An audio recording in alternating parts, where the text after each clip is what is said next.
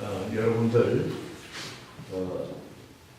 청교도와 감사절이라는 이런 제목은 여기 이민생활을 하시면서 많이 들어보신 말씀일 것입니다. 그러나 우리가 이 말씀을 자꾸 들고 또 우리가 또 깨닫고 또 하나님께 감사하며 또 영광을 올려드릴 수 있는 그러한 믿음이 되시기를 바라서 오늘 또 이런 감사절 예배로 지키기에 말씀을 준비했습니다.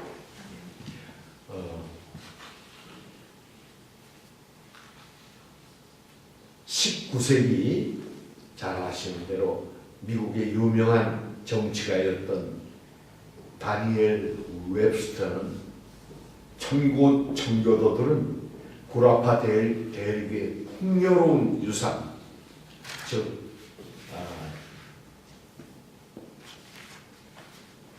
도덕, 철학, 과학, 예술, 문화의 유산을 가지고 신대륙을 건너왔다고 했습니다. 그러나 무엇보다도 그들은 성경책을 가지고 신대륙에 왔다고 했습니다.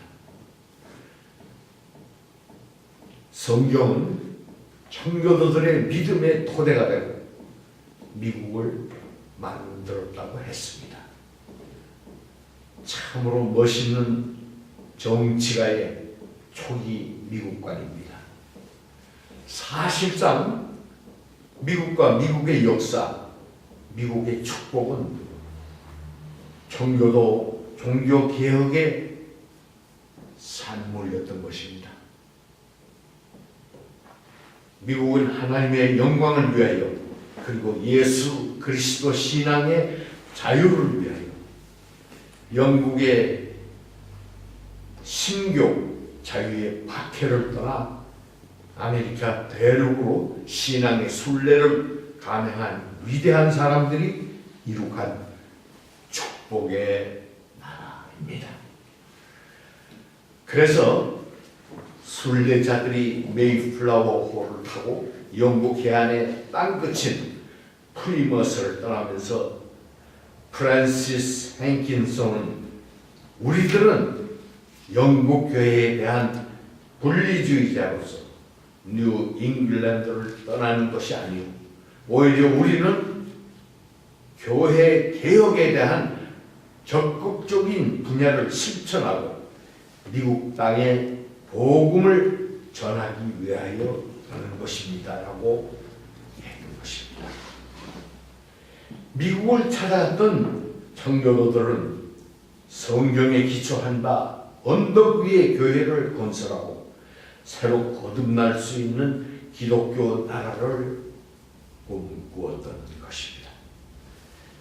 그래서 미국의 최소 화폐 단위 1센트짜리 동전에조차 우리는 하나님을 믿는다. In God we trust라고 새겨놓을 정도였던 것입니다. 첫째, 메이플라워 계약서입니다.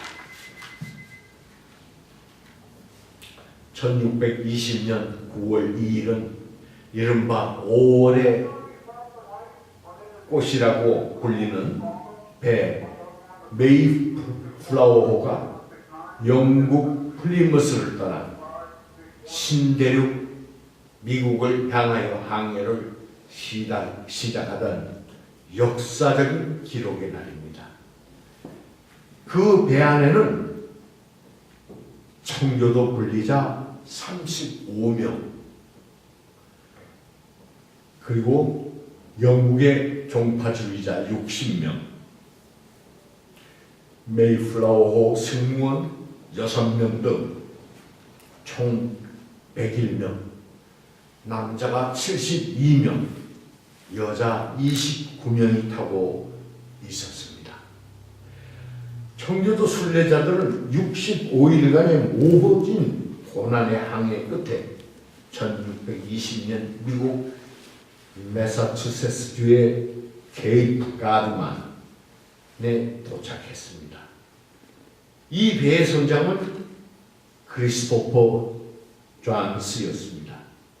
저들은 케이프 가드만 선상에서 역사적인 메이플라워 계약서를 작성하고 서명했던 것입니다. 그 내용 전문은 이렇습니다. 하나님의 이름으로 아멘하라. 하나님의 은총에 따라 대영 제국 프랑스 아일랜드의 왕이 된 신앙의 옹호자 제임스 폐하에 충성된 국민인 우리는 하나님의 영광과 기독교 신앙의 진흥, 우리의 왕과 조국의 명예를 위하여 버지니아의 북부 지방에서 최초의 식민지를 창설하고자 항해를 시도하였다. 여기 본 증서에 의하여 엄숙하게 상호 개혁함으로 하나님과 각 개인 앞에서 계약에 의한 정치 단체를 만들어 이것으로서 공동의 질서와 안전을 촉진하고 그 위에 상기의 목적을 달성하기 위해 법령의 제정과 제도 조직을 구성한다. 동등한 법률, 법령, 조례, 헌법과 행정부를 때때로 구성한다. 이 모두는 식민지의 일반적 안전을 위한 간편하고 적합한 생각에서 이루어져야 한다. 우리는 모두 여기에 대해 당연한 복종을 바칠 것을 서약한다. 이에 우리의 이름으로 서명한다. 1620년 11월 11일 케이프 가드만에서 가이버, 브래드포드, 윈슬로우, 브루스터를 위시하여 41명이 서명한다.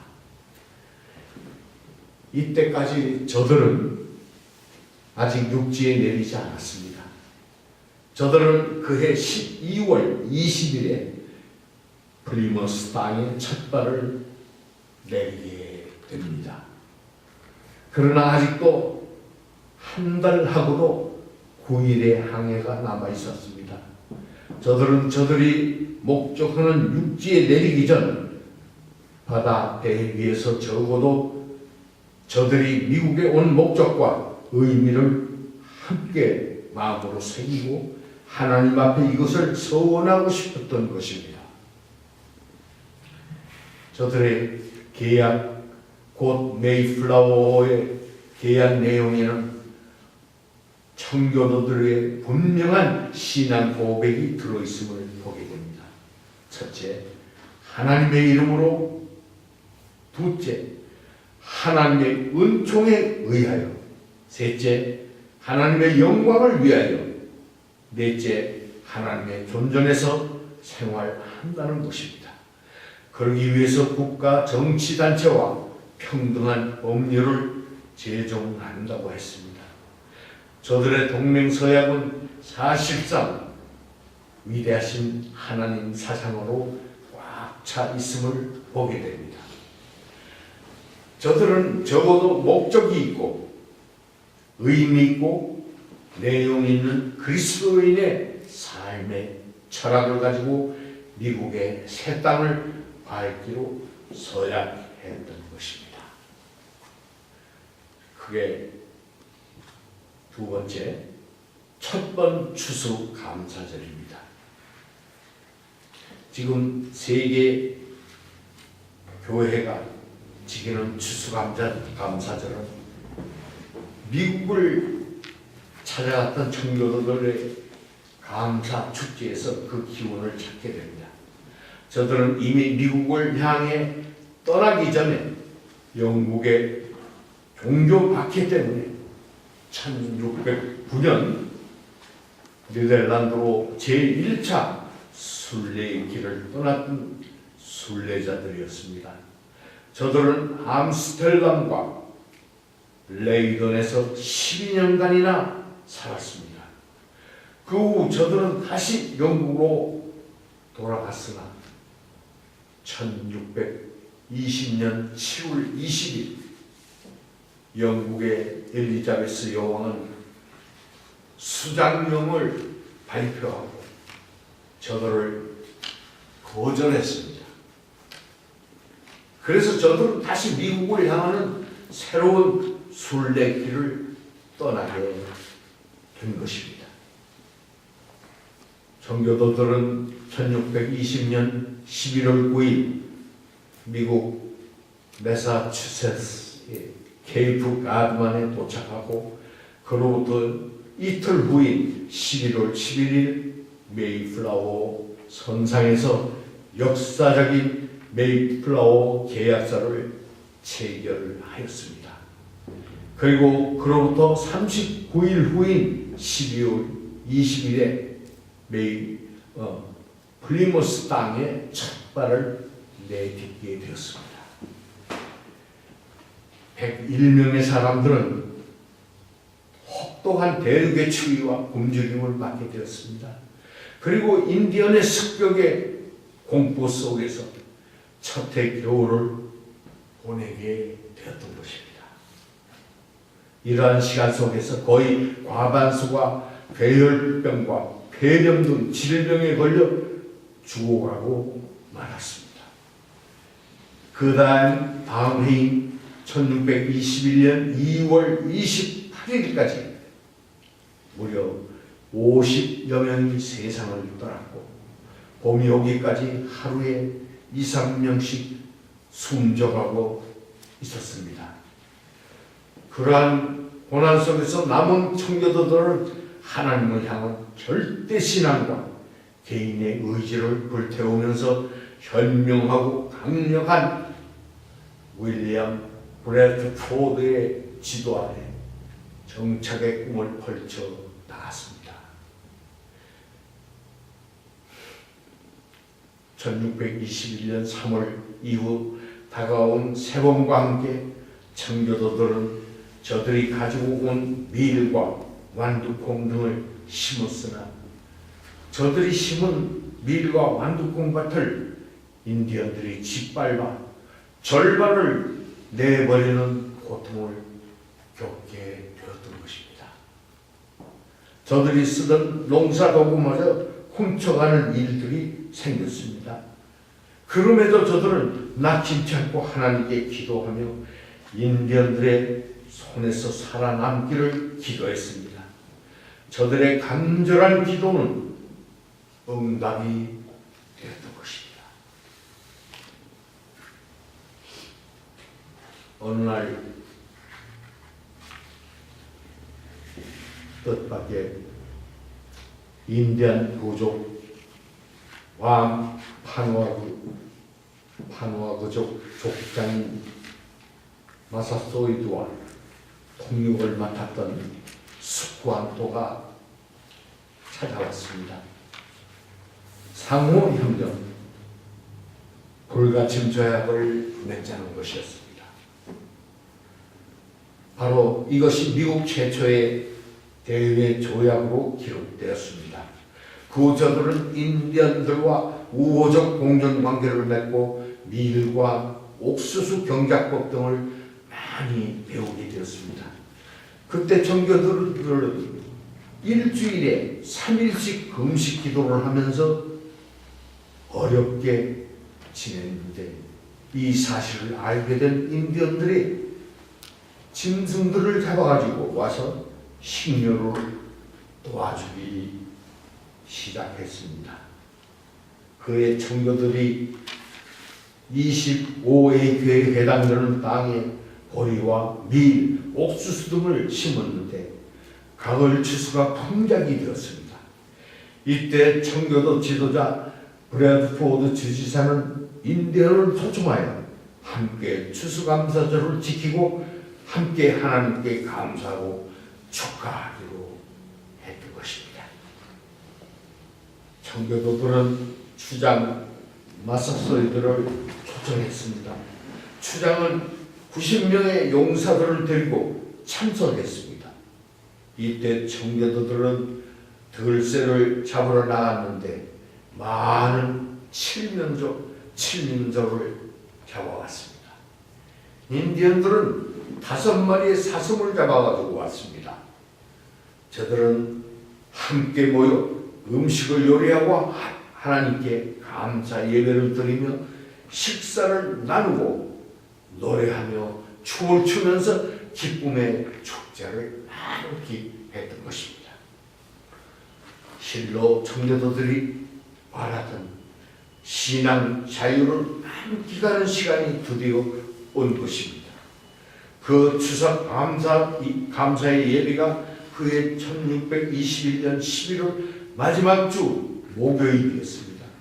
바로 이것이 저들이 받은 축복의 땅, 미국에서 드린 최초의 청교도 감사 예배가 되었습니다. 그 후 1789년 초대 미국 대통령이 된 조지 워싱턴은 독립전쟁 승리와 헌법 제정을 축하해서 11월 26일 목요일을 추수감사절로 선포하였습니다. 이날 전 미국인들은 교회에 모여 하나님이 베푸신 크신 은혜를 감사하며 서로의 축복과 감사를 기원했습니다.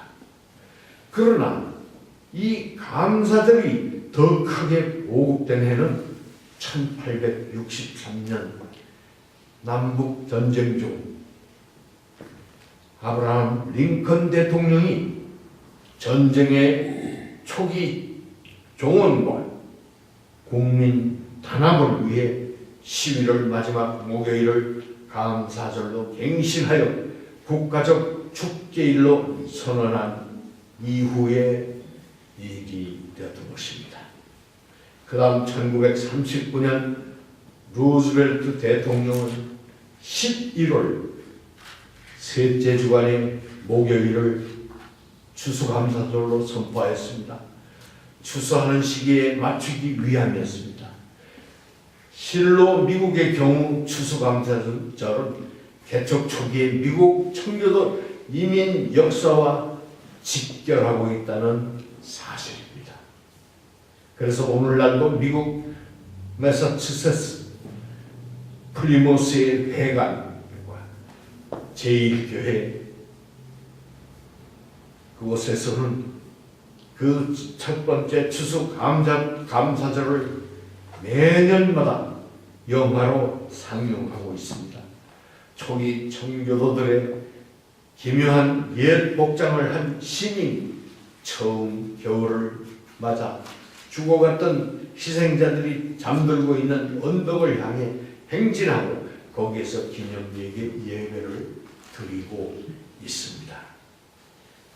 현재 이 플리머스는 청교도 유적지로 많은 사람들에게 관광 명소가 되어버렸습니다. 플리머스란 이름은 청교도들이 미국을 향해 출항하였던 저들의 고향 영국 웨일스 남쪽 지방 플리머스 항구의 이름을 따라 붙여진 것이고, 매사추세츠란 주 이름은 인디안 추장 마사소이드의 이름을 딴 것입니다. 현재 이곳에는 저들 조상들이 대서양을 가르고 타고 왔던 그 배에 메이플라워를 건조하여 전시하고 있었습니다. 플리모스의 브리알 언덕에 세워져 있는 현관에는 너희 조상이 어려움 속에서 성취한 것들을 비겁하게 포기하지 말라는 글이 씌어 있는데, 이것이 오늘의 미국인들에게 좌우명이 되어 오고 있습니다. 이러한 추수감사절을 사실상 그 역사적 기원이 미국이 아니고 이스라엘 백성에게서 시작됩니다. 다시 말하면 하나님은 이스라엘 백성들에게 여러 유의 감사 축제를 계시하였습니다. 하나님은 아브라함을 통하여 그 후손들에게 약속의 땅을 예언했습니다. 먼 훗날에 모세와 그를 따르던 백성들은 그 약속의 땅 가나안을 향하여 40년의 기나긴 순례 행진을 했습니다. 저들은 그 약속의 땅 가나안을 찾아가기 위해 출애굽의 공동체를 이루었던 것입니다. 마침내 약속의 땅에 도착한 저들은 그곳에서 농작하여 얻은 물질로 하나님께 맥주절, 추수절의 감사 예배를 드렸습니다. 이러한 이스라엘의 감사 축제는 종된 애국에서 하나님 경외의 신앙 자유를 찾은 결과를 알려주고 있습니다. 역시 속에 다시 시작된 미국의 추수 감사절도 하나님 경외의 신앙 자유의 소산이었습니다. 스위스에서는 기독교 개혁파를 중심으로 매년 9월에 감사절로 지키고 있습니다. 한국교회에서는 11월 셋째 주일을 지킵니다. 미국에서 온 선교사들로 말미암아 소개된 결과라고 생각됩니다. 사랑하는 여러분, 시편 136편에 나타난 영감의 기록은 여호와께 감사라고 명령하고 있습니다. 하나님은 우리에게 감사를 명령하고 있습니다. 그 인자하심이 영원하신 하나님께 감사라고 명령하고 있습니다. 여기 인자, 헤세드는 하나님이 베푸신 특별한 은혜를 의미합니다. 그 감사의 내용은 천지를 창조하고 통치하고 섭리하고 계시는 존재와 능력의 하나님께 감사하라는 것이라고 시편 36편 4절에서 9절에 말씀하고 있습니다. 그리고 구원의 하나님, 곧 종된 애국에서 이스라엘을 살려주신 구원 하나님께 감사하라는 것입니다. 말하자면 제1창조 천지 만물과 제2창조 구원을 감사하라고 하신 것입니다. 하나님을 향한 감사는 지음받은 피조세계 중에서 인간만이 받은 영예로운 특권이요 축복입니다. 아니, 하나님을 향한 감사는 그리스도 안에서 새로 지음을 받은 하나님의 자녀들인 그리스도인들만이 받은 삶의 요긴한 내용입니다. 그리고 금세와 내세에서 영원토록 계속되는 예외의 중요한 내용입니다. 감사는 꼭 해야 할 의무입니다.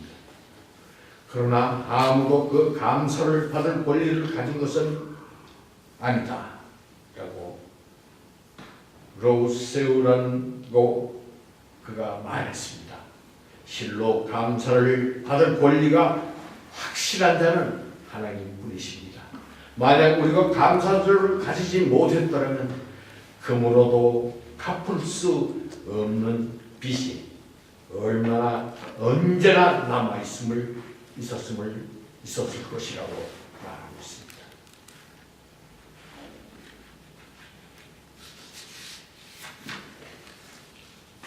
청교도들의 추수감사, 하나님을 향한 신앙 자유의 영광과 은혜를 송축하는 감사가 아닐까.